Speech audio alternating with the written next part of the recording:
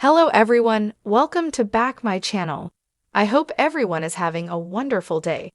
Before starting the video, please go ahead and hit the subscribe button. At Crimson Lights, Cole is stoked to be ending the night with his two perfect ladies, Claire and Victoria. Talk turns to Katie and Johnny warming up to her being their sister. Cole knew they'd come around. Victoria says they're warming up to him as well. Claire thinks he's a sweetheart. She checks her phone and Victoria asks if she has plans with Kyle tonight. Claire just needs to get to the craft store. She hugs them and leaves. Victoria says to Cole, "Oh," she noticed their daughter's face tensed up when she mentioned Kyle. Cole thinks maybe Claire put on the brakes. Victoria hopes she didn't sour her against love. Cole asks what she said. Victoria tries to change the subject by buying chocolate chip cookies, but Cole wants to know what she said to Claire. Why would she think her love life would sour Claire on her own? Victoria shrugs that she's had her heart broken many times. She'd hate to see their daughter torn apart like that. Cole doesn't want to either, but this explains why she's not letting herself go in their relationship. Victoria's sure it won't work out very well. Cole hates that her heart was shattered and wishes he'd been there to protect her. "If I had my way about it, no man would ever break your heart again." At home, Sharon primps in the mirror. Faith appears and tells her she looks gorgeous. "Do you have an important business dinner?" Sharon says she's having dinner with her father, and he wanted it to be just the two of them. Faith is glad they're connecting. "He loves you. We all do." Sharon is feeling the love tonight. She shows Faith some earrings Nick gave her that she's going to wear. Faith thinks she knows what's going on. "It's Heather, isn't it?" Sharon's eyes widen. Faith reminds her she said her death was a reminder to be grateful for every moment there arrive. Sharon says, "Exactly." Faith goes upstairs to get a necklace and Cameron appears. He wonders if Nick knows how much tonight means to her. She says she will when he sees the earrings. Cameron complains they have bigger fish to fry. No one's been arrested in Heather's murder. He's guessing it will be Daniel or her. At Society, Nick greets Tessa and Mariah. He's on his way to get Sharon for dinner, but wanted to know if there are any updates on how she's doing. Mariah reports that she successfully led a meeting at work. Maybe Faith is overreacting. Nick thinks it's better to be safe than sorry. Tess remarks on him being here for his ex. Nick says it's not a hardship taking her to dinner. He leaves and Mariah hopes her mother has turned a corner. Tessa didn't want to add to her stress, but now that Sharon's getting better, she has bad news to tell her.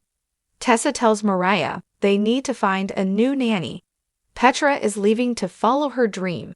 As they moan and groan, Tessa complains she hasn't seen a nanny in the park who even compares to her. Maria gasps, "Actually, I have." Daniel opens his apartment door to Chance, who asks if he can come in. Daniel asks, "What is it?"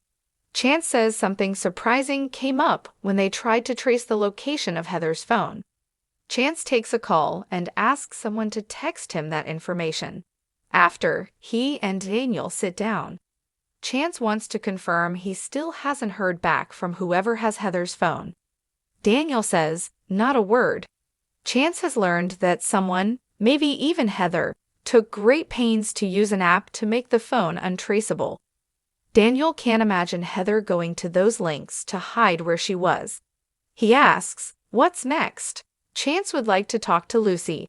Daniel tells him it's out of the question. At Sharon's place, Cameron complains about her being sloppy. She reminds him she planted evidence in Daniel's apartment. Cameron scoffs that the cops can't find it if they don't know it's there.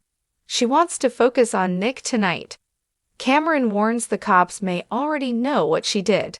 They could be slapping the cuffs on her before she gets to the main course. Sharon isn't going to let Cameron do this. Tonight is too important. He disappears when Faith comes back into the room. She's so glad her parents are doing this and are still friends. Sharon tells her daughter they will always be close. A knock comes at the door and Sharon enthuses. "That must be my date." She opens the door and Nick is taken aback. She asks, "Is it too much?" Nick says no, she looks amazing, but they're just going for dinner at the club. He didn't dress up. Sharon tells him life is too short, so she's wearing her best. They leave as Faith watches. At Daniel's place, Chance thinks it would be extremely helpful to the investigation for him to speak to Lucy. He's trying to build a timeline of Heather's behavior leading up to that night. Lucy might know something she doesn't even realize is important. Daniel tears up, but decides to allow it. Chance assures him if it's too much, he'll stop. Daniel gets Lucy, who greets Chance and asks what she can do to help. At Crimson Lights, Cole assures Victoria they can go as slow or fast as she wants, just don't push me away. Claire returns for her phone after forgetting it. Victoria invites her to join them for a cookie. Claire gets a text and says she just got an invitation to go meet someone, not Kyle. She takes off. At Society, Maria warns Tessa to play it cool. She will be able to smell their desperation. Claire walks in, and they ask her to be their new nanny. Maria stammers, Aria's new nanny, of course. They ask if she's interested. Claire totally didn't expect this.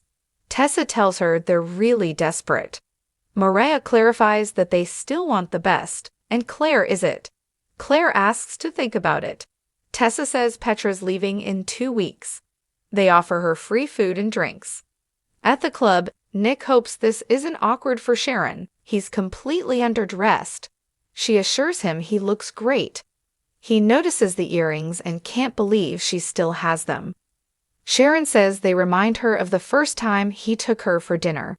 Nick can't even recognize the crazy kids they used to be anymore. Can you believe that our kids now are older than we were then? Sharon muses that it went by so fast. They compare notes on their separate, bumpy journeys. Nick says they made it. Sharon is really happy where they ended up. She toasts to unexpected outcomes. Sharon tells Nick this was the perfect way to unwind. He has a way of putting her at ease. Nick thinks being back in therapy has helped. Sharon says something seems to be working since she's not crying at the drop of a hat.